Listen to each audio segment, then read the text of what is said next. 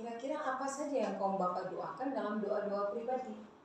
Kalau doa dengan keluarga, dengan istri, dengan anak-anak udah jelas pokok doanya gitu kan. Keluarga besar, pekerjaan, kan begitu ya kaum bapak. Pelayanan dan lain sebagainya. Tapi kalau pribadi sendiri kita berdoa, apa yang kaum bapak doakan? Adakah hal yang khusus didoakan begitu? Selain hal-hal yang umum tadi. Pak Vincent. Saya pernah berdoa karena mungkin pengalaman pribadi khususnya hidup saya, memang doa sebagai aksi doa itu hal salah hidup saya. Karena banyak hal dalam doa itu bagi saya secara pribadi seperti mukjizat itu. Bukan karena keinginan kita tercapai, bukan. Juga ada yang kita doakan juga tidak terjawab. Itu bagi saya merupakan mukjizat juga. Tapi ada satu hal yang saya ingat kalau setiap lihat sosial media, ada lihat apa gitu ya, misalnya ada orang-orang yang mungkin itu saya nggak mampu bangun juga, karena saya tergerak aja itu cuma dua orang gitu. Terus kedua yang biasanya doa pribadi itu, pertama saya merasa saya orang salah gitu, orang berdosa. Tuhan angkat saya dari hal-hal yang kotor dulu. Jadi saya tahu bahwa Tuhan itu baik. Waktu saya tidak berdoa secara pribadi, tetap saya memuji Tuhan memang baik gitu. Itu saya ucapin terus. Terus kedua saya sebenarnya nggak layak gitu. Itu kalau pengalaman pribadi saya berdoa ya, kalau saya nggak layak, saya memang berdosa. Dan saya ingat dulu yang pernah saya lakukan hal-hal yang salah yang saya lakukan. Jadi saya merasa nggak layak gitu. Kenapa Tuhan mau pakai saya? Itu saya terasa setiap hari. Jadi saya berdoa terus minta ampun sama Tuhan. Pertama saya lakukan. Yang kedua baru mungkin banyak hal pribadi saya minta. Dan kalau dipikir kalau banyak yang Tuhan jawab gitu. Jadi saya pikir udah waktunya saya berdoa orang yang pribadi. Misalnya saya lihat sendiri juga melihat orang atau hamba Tuhan tidak butuh gitu. Saya berdoa, saya tidak kenal mereka gitu. Saya berdoa aja gitu. Terserah Tuhan menjawab apa. Karena saya tidak bisa bantu mereka. Hanya bisa berdoa saja gitu. Baru setelah itu saya berdoa, mungkin kami kan tiap malam selalu ibadah dengan keluarga juga. Tapi doa pribadi saya biasanya jam 5 pagi setiap hari saya lakukan dari dulu sampai sekarang. Jadi kadang saya lihat Tuhan sudah terlalu baik. Terus saya mau balas apa? Tuhan udah minta apa? Dia ingin waktu khusus buat dengan dia. Karena bagi saya pengertian berdoa itu adalah Tuhan mendengarkan saya. Tapi waktu saya mendengar baca firman, saya dengarkan untuk Tuhan berbicara. Itu bagi saya. Oke. Jadi memang doa, D-O-A, D itu didengar, O oleh Allah, didengar oleh Allah, gitu ya. Tapi ketika doa itu dimaknai sebagai bentuk kepanjangan didengar oleh Allah, kita harus juga merespon untuk mendengarkan Allah, kan begitu ya, sebagai bentuk jawaban doa. Jadi waktu doa pribadi menurut kesaksian Pak Vince, justru ada hal-hal yang sifatnya sangat pribadi Pak Vince sampaikan kepada Tuhan, berupa pengakuan akan keberadaan diri di masa lampau, pertobatan, dan pengharapan masa depan. Yang mungkin kalau dengan istri, dengan anak-anak itu ya mungkin berapa persen lah gitu ya. Tapi kalau pribadi itu semua tercurah gitu ya, terungkapkan. Baik, ini sebelah kanan, masih ada yang sebelah kanan mau Pak Diakan Rudi? Ya,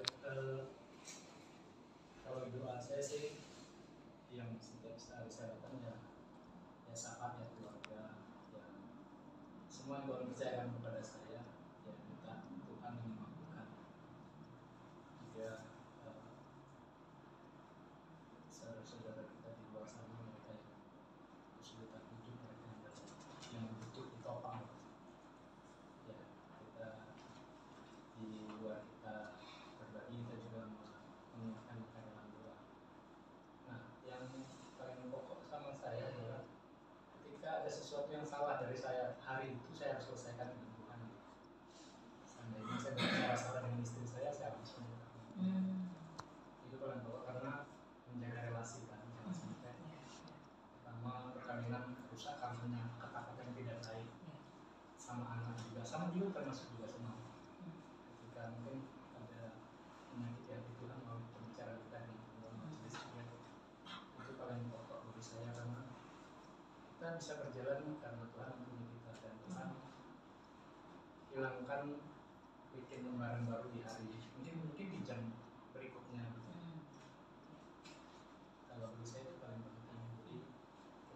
berdamai dulu dengan Tuhan, dengan istri, dengan siapapun, terus baru kita minta perlindungan Tuhan dan memohon Tuhan.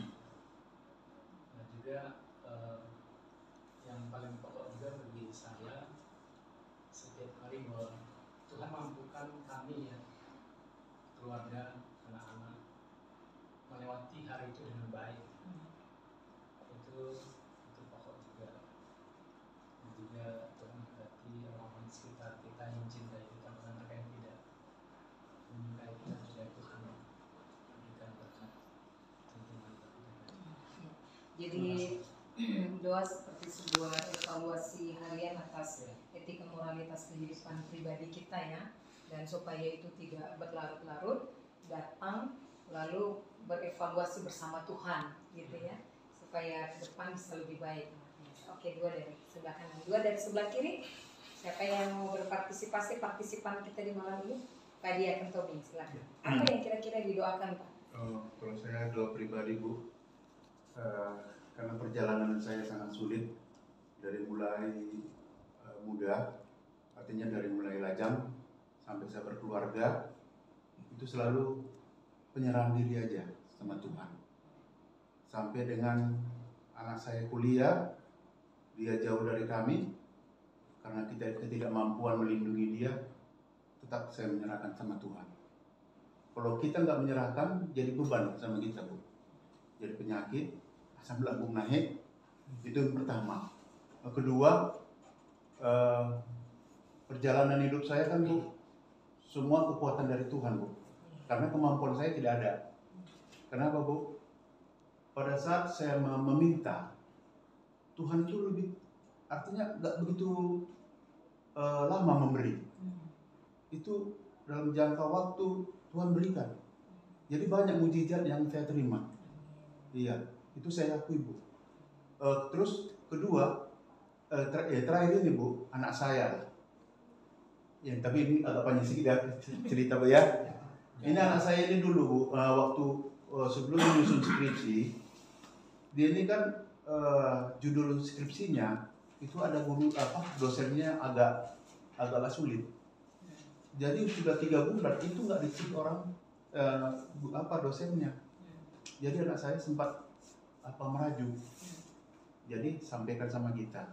Kebetulan pada saat dia menyampaikan itu hari Minggu itu kita ada ibadah marga tobing.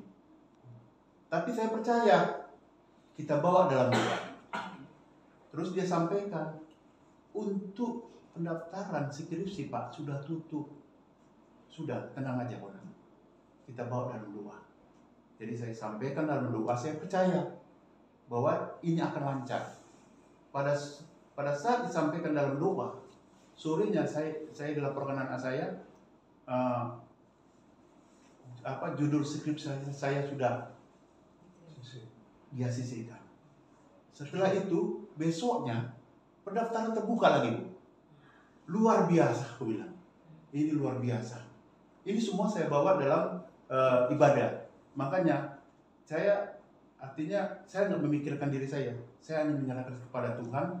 Kalau keluarga saya ini berkatilah, sertailah, pimpin kami. Itu aja Bu. Oke, jadi keberserahan diri ya Pak Iya. ya. Dan itu berangkat dari pengalaman-pengalaman iman dari masa muda. Dan setiap doa selalu berserah. Opung Gaul, Opung Diakan Tanah. Ya. Apa yang didoakan? Apa yang didoakan? Pagi apa malam? Terserah Opung. Mau pagi atau malam terserah.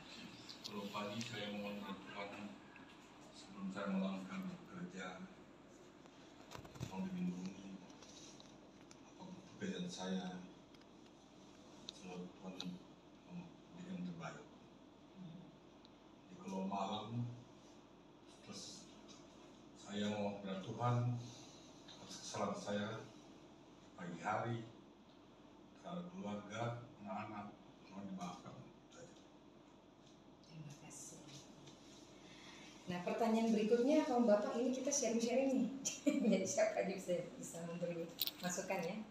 Menurut kaum Bapak, karena kaum Bapak tadi sudah menyampaikan ternyata kaum Bapak tekun berdoa, puji Tuhan ya. Menurut kaum Bapak, apakah hari yang dijalani itu memang nampak berbeda ketika kaum bapak berdoa dan tidak berdoa? Berbeda. Berbeda. Beda ya. Pak Jatuh? Silakan. Saya rasakan Bu ya. Beda dia dengan tidak berdoa dengan berdoa. Pada saat kita berdoa di dalam perjalanan itu kayaknya terbuka hambatan. Tapi kalau kita nggak berdoa, ada jalangan yang mobil lambat jalan, yang apa, memang berbeda. Ada saja ya. Iya. Oke. Pak Jatuh punya pengalaman? Atau sama aja? Mungkin Bu, kalau kita berdoa, saya selalu berdoa. Yang pertama mungkin berdoa untuk keluarga gitu Bu. Terus yang kedua orang tua, terus kehidupan saya sehari-hari. Kalau misalnya kita nggak berdoa itu Bu, rasanya lain gitu Bu. Dalam kehidupan kita itu mau kerja itu selalu ada tantangan.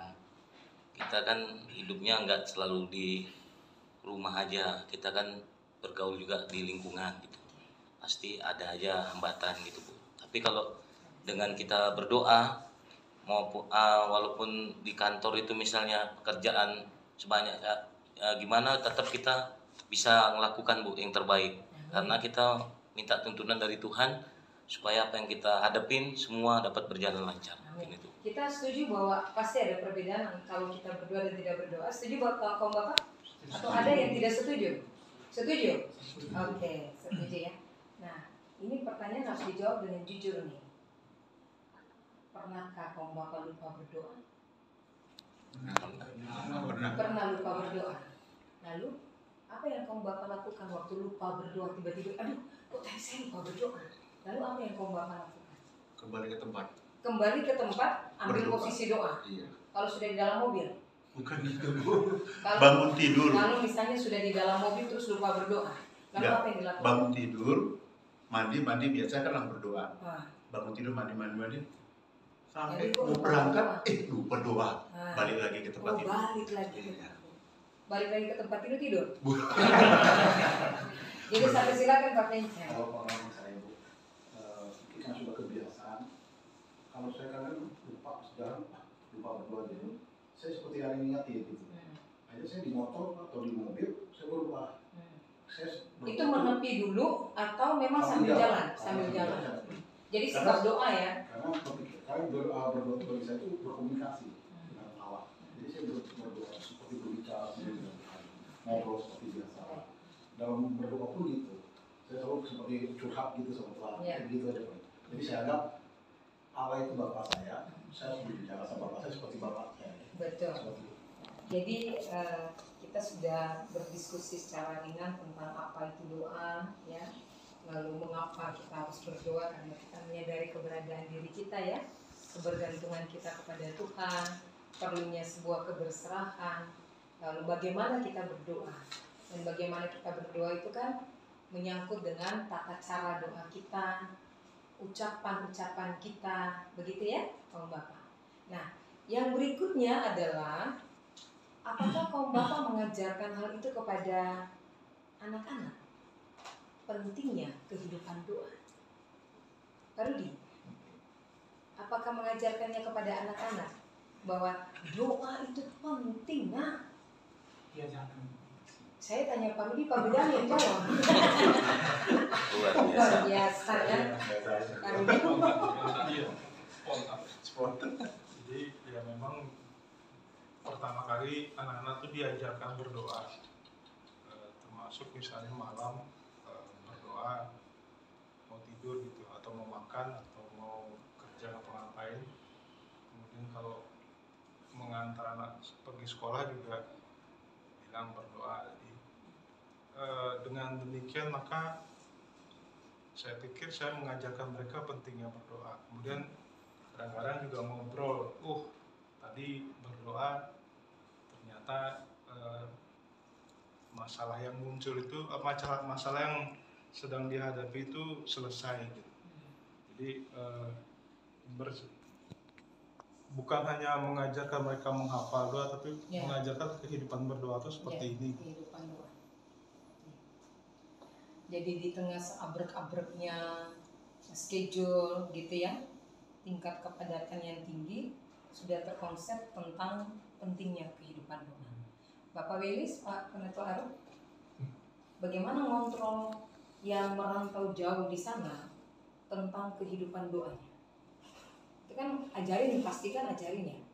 Tuhan anak tadi Bu. Iya, Tuhan anak. Ya emang ada yang jauh di sana itu selain anak.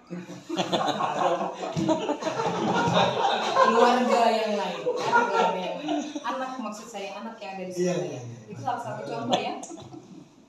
Udah banyak memang pengalaman kita ya. Sebenarnya nggak ada beda-bedanya, memang sama-sama kita membutuhkan semua yang kita perlu, jadi kita doakan.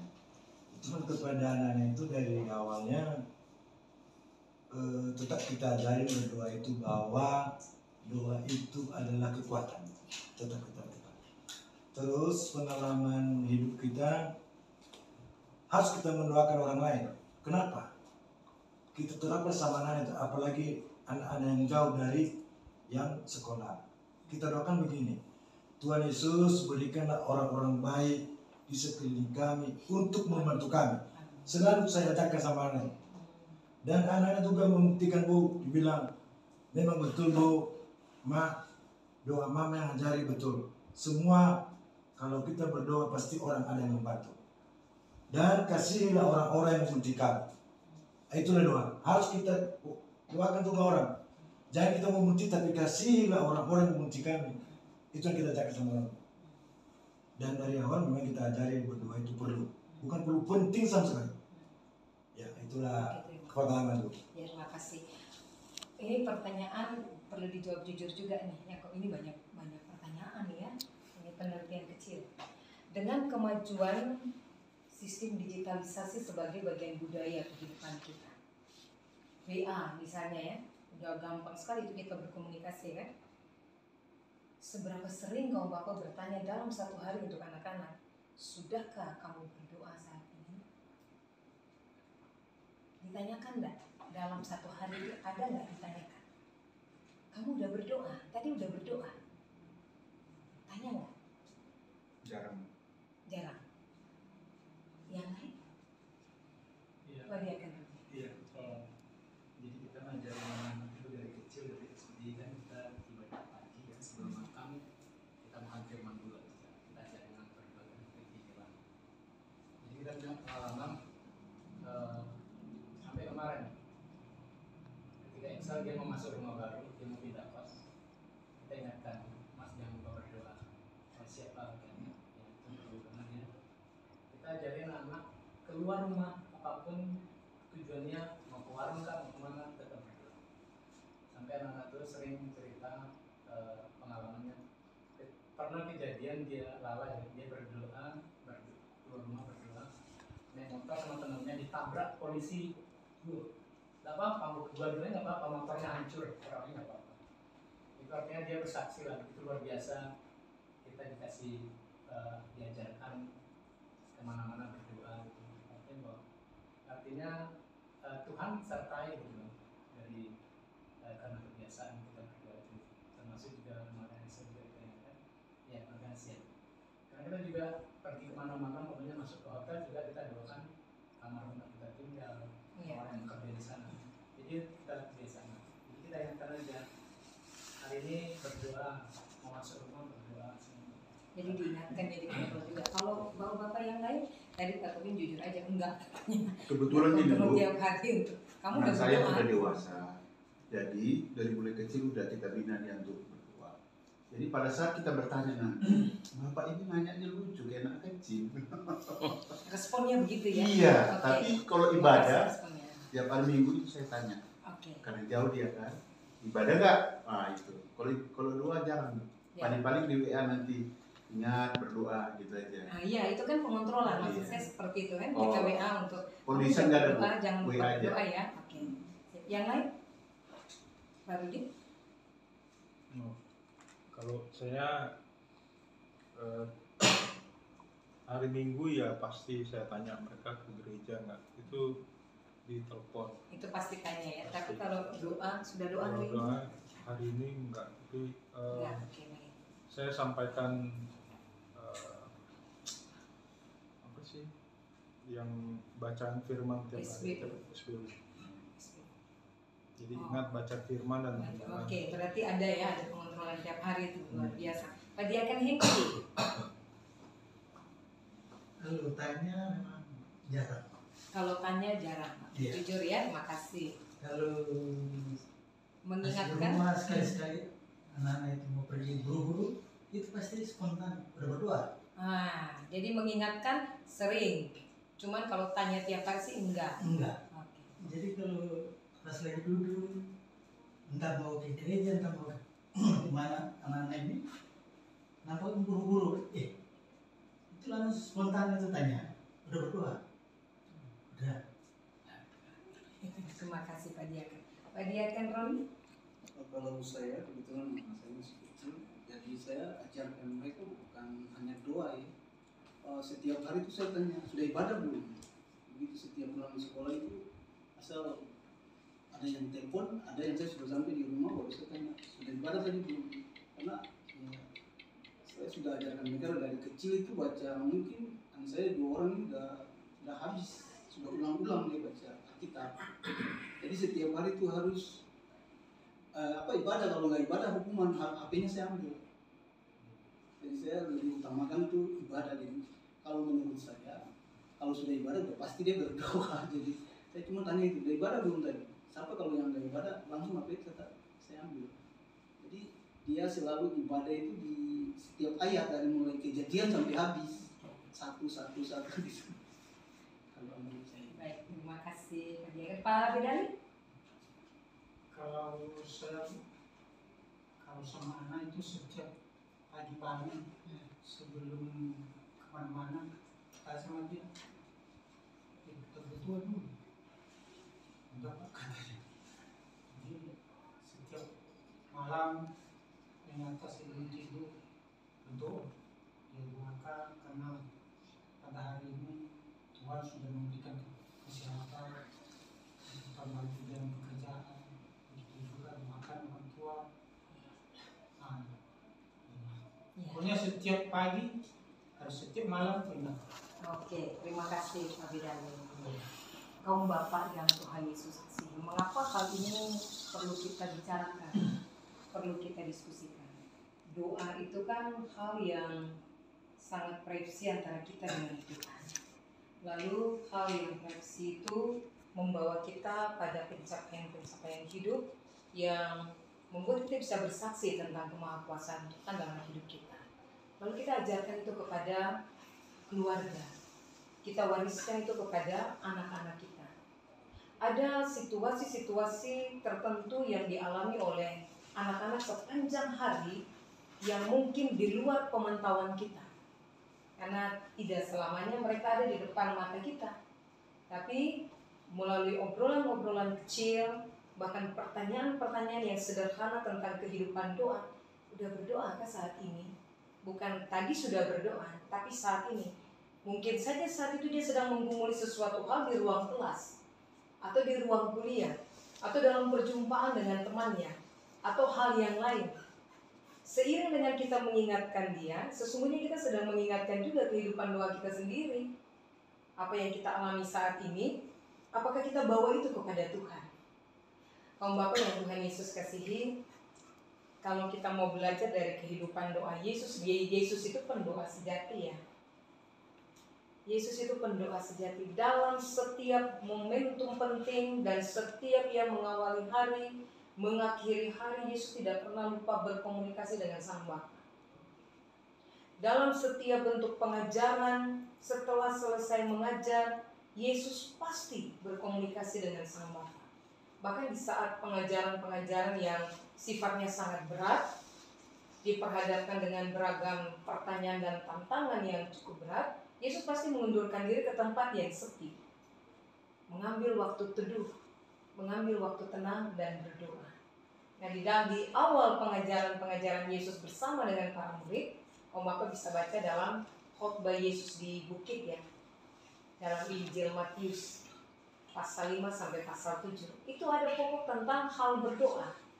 Ya, kita lihat ya di dalam pasal 6, Injil Matius pasal 6. Itu Yesus ajarkan tentang etika berdoa.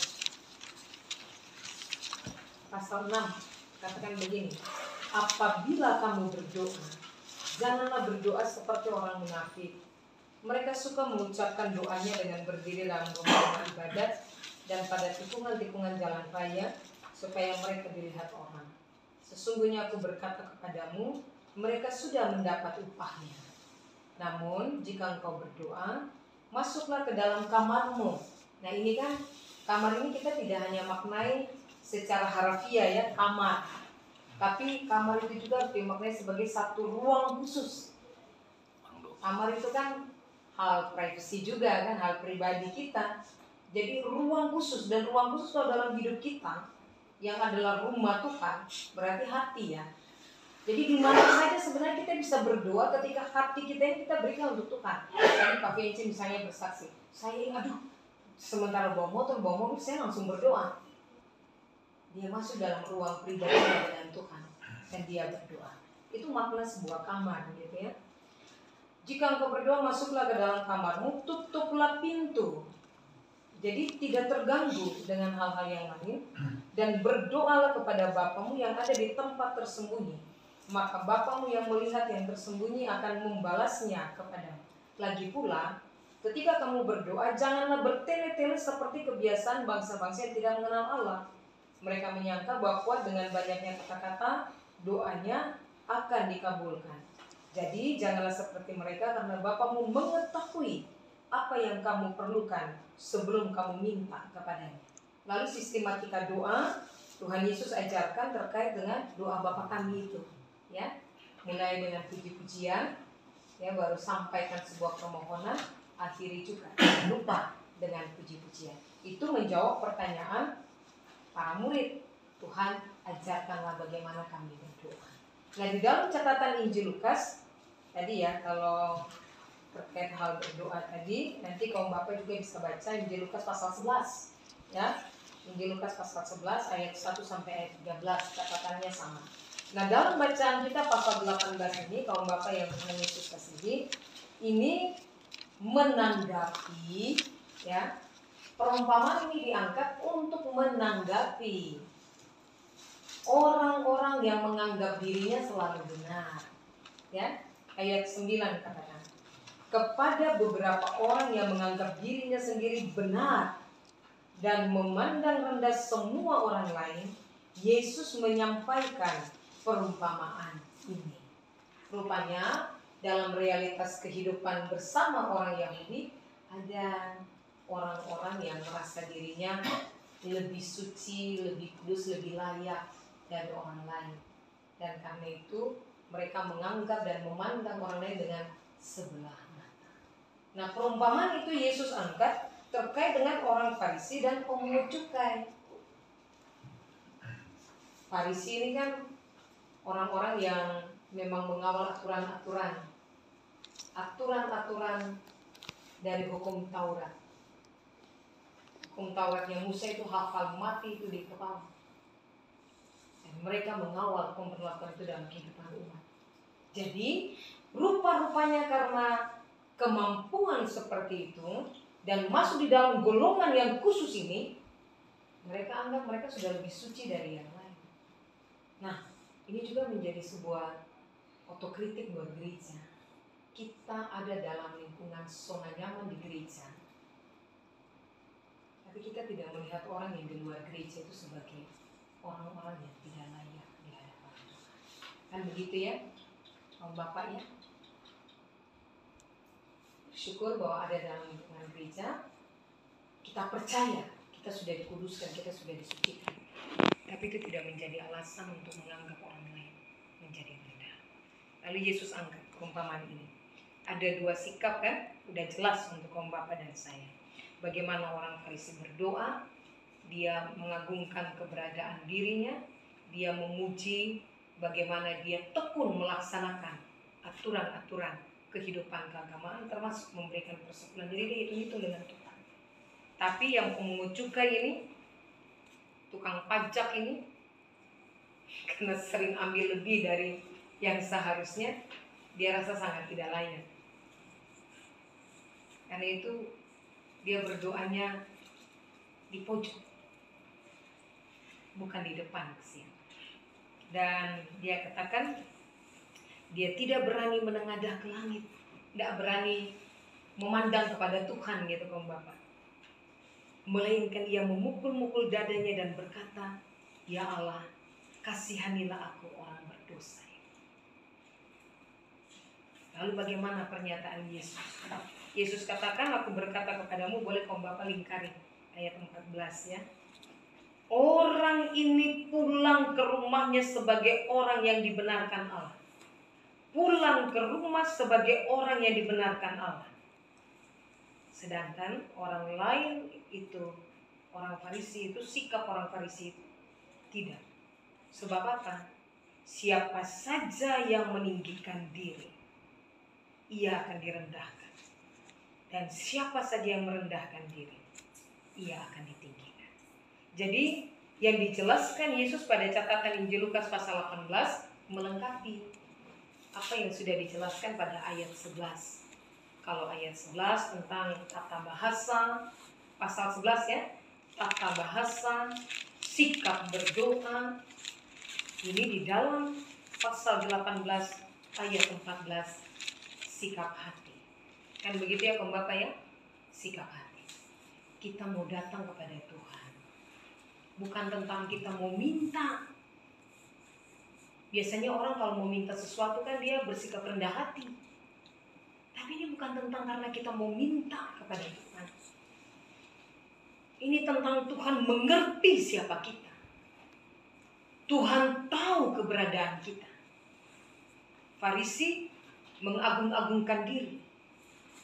Pemungut cukai memukul-mukul dirinya. Tapi Tuhan menyelidiki hati. Kan begitu ya, kaum Bapak. Yang puji-puji diri, Tuhan bilang, enggak. Dia pulang tidak dengan sebuah kebebasan sejati. Yang pulang dengan dibenarkan oleh Allah adalah yang memukul-mukul dirinya. Ini tentang sikap hati yang mau merendah di hadapan Allah. Karena itu kaum Bapak, sesuai dengan tema renungan kita di saat ini, berdoa dengan penuh kerendahan. Ya, seperti yang sudah di-sharekan oleh kaum Bapak, sama-sama kita menyadari siapa kita ini. Kita hanyalah debu di kaki salib Tuhan. Karena itu tidak ada hal yang bisa kita sombongkan.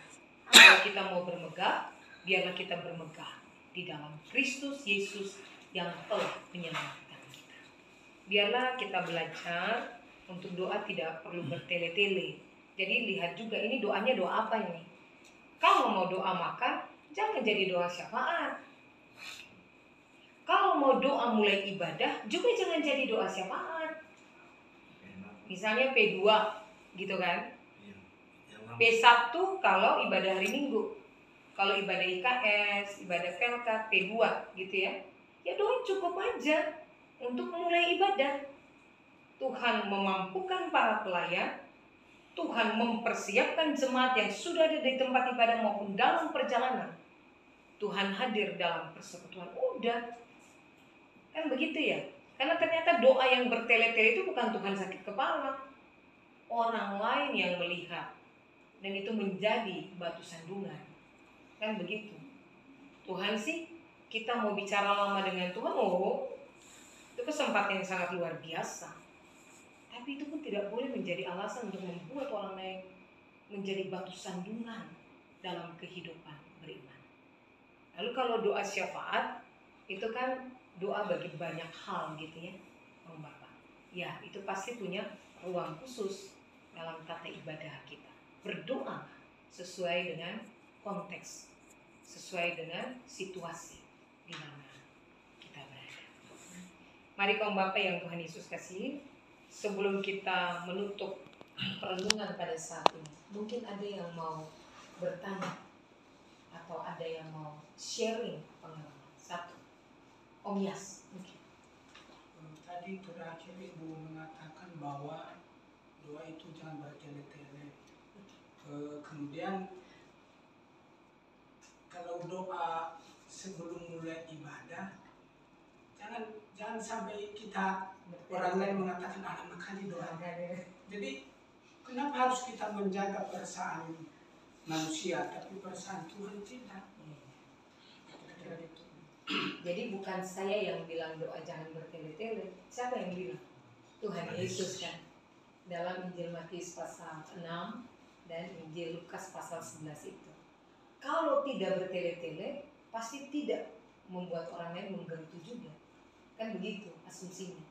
Jadi tidak perlu bertele-tele, tidak perlu juga khawatir dengan penggunaan bahasa, harus bahasa Indonesia yang tinggi misalnya. Makanya pada beberapa situasi, kalau memang merasa sangat nyaman doa dengan bahasa Batak, silakan. Mau doa dengan bahasa Nias, silakan dengan ini. Hanya kita tahu bagaimana sistematika berdoa, lalu apa yang kita doakan menyangkut dengan kepentingan saat itu, silakan berdoa. Itu saja. Kan begitu ya. Nah, kayak kemarin itu jadi peringatan juga. Saya memperhatikan itu doanya sekitar 2 menit untuk memulai ibadah.